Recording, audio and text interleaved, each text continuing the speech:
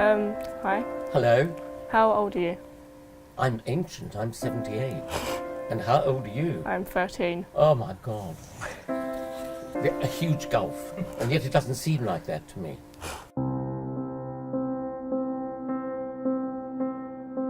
Hello, I'm Louise Peckham. I'm 13. I am in Year 8 at school and I am openly gay. I'm Roger.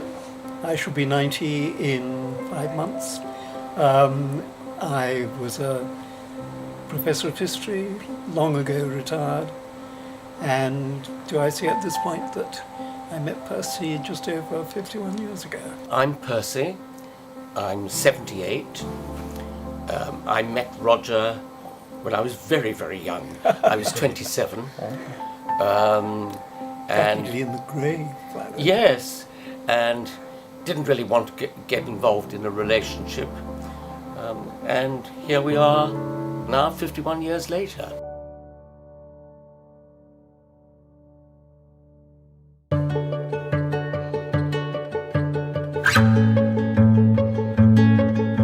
What's your favourite subject at school? Mine is drama. Drama? Yeah. And what are your chums like at school?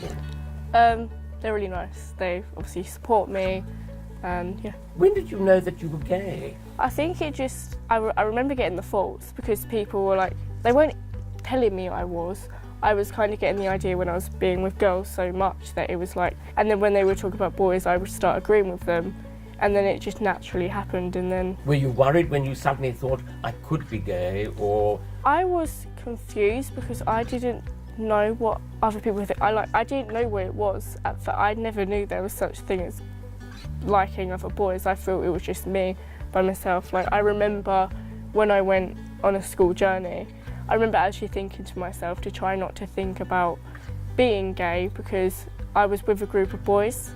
So it was like if I thought of it, I may be attracted to one, even though it just confused me a lot. Yeah, sure. And did it worry you at all, or did you just think this was normal after a while? After a while, I just knew that I was, and I just accepted myself for that. What were your parents' reaction? They were really nice. They told me that they loved me no matter what, if I was gay or straight. That's amazing. I mean, that's wonderful, actually, because they've been all so supportive. Yeah, my whole family across, and there's not one member of my family who doesn't support me. It's just everyone does. You know, if I go back to my own childhood, there were one or two guys I thought, ooh, they're great, but I don't think I would have told anybody, you know. But then it was a different period. But I think you're so lucky that, you know, the world has changed and you can just be yourself. Have you ever had a boyfriend? I have. How long ago was that? Now. Yeah, I have a boyfriend now, basically. So how old were you when you came out? I must have been about 16, 15, 16. I had a very close friend who was at school with me. And for some reason, he was sent to a boarding school, like a private school, for a while. And I think that his parents must have found out that he was gay, and so they sent him away. And then they brought him back, and I, you know, was speaking to him and saying what was, you know, going to a private school like and so forth. And then we both just sort of admitted to each other that we both liked guys. But I remember that he decided that we should go to a gay club. Well, you can imagine the two of us at 16 suddenly thinking, we're going to a gay club, we're going to see other people who are gay. And, you know, he just thought it was fun. For us, it was an eye-opener that there were other people, and so many people, who felt just like we did.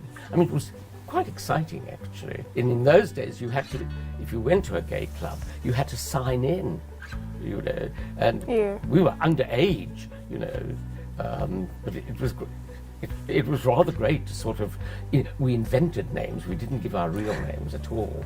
We didn't dare, because I thought if my parents found out, what would I say to them? What would they do? Were your family, like, did they support you when you came out? Well, that's a very interesting question.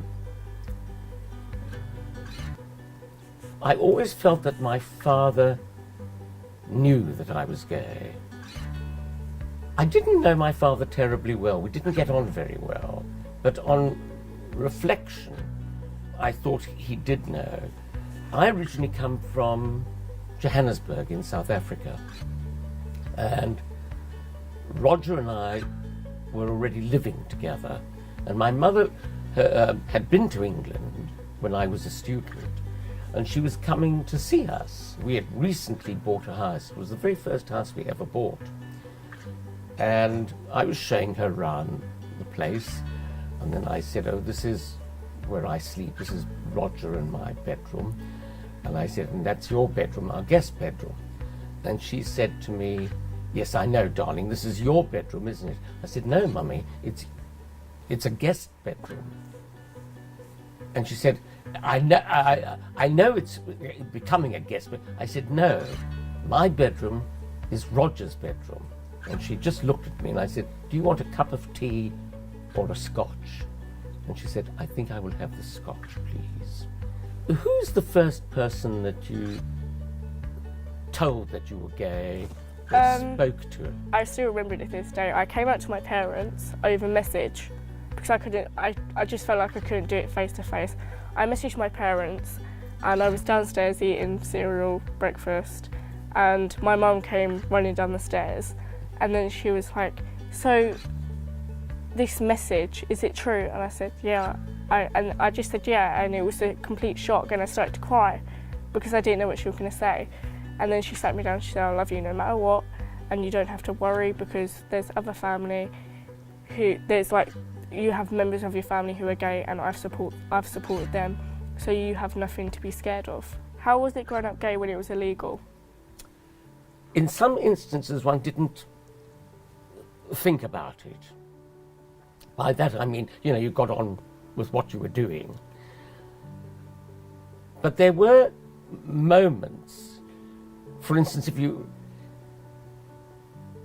had a chum and you wanted to say, oh, I went out last night to a gay club, you sometimes were reluctant to tell them because you weren't quite sure what they were going to think or feel. There was the other thing is that right up till 1967, it was illegal. And you had to be very careful because if you had a boyfriend or something and you were spending the night with them, and the police could come, knock on your door, and because you were in bed with them, they could charge you with a guilty offence. Now, sometimes it was quite exciting. You went to a gay club and you met somebody and you thought, God, they're absolutely wonderful. This is going to be great.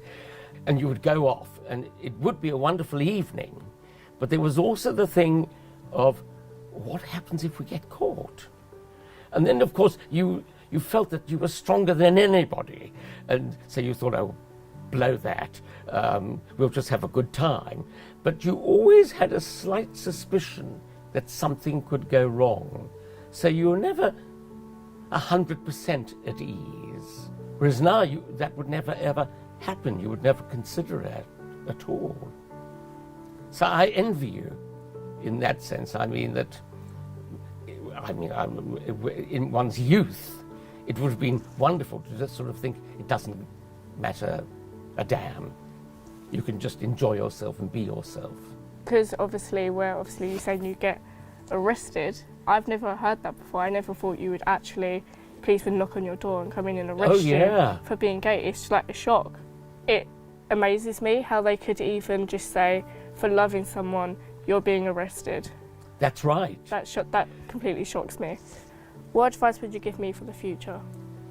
I'd say be true to yourself, stand up for being gay, and for actually trying to make people understand that the most important thing is that you can love somebody. It doesn't matter who they are, whether it's a boy or a girl, love is love. And that's something which is enriching, and to try to get people to think beyond their own immediate sphere, so that we can all be, I can't think of a better word, neighbours in the world and not have enemies, and to be supportive. Thank you.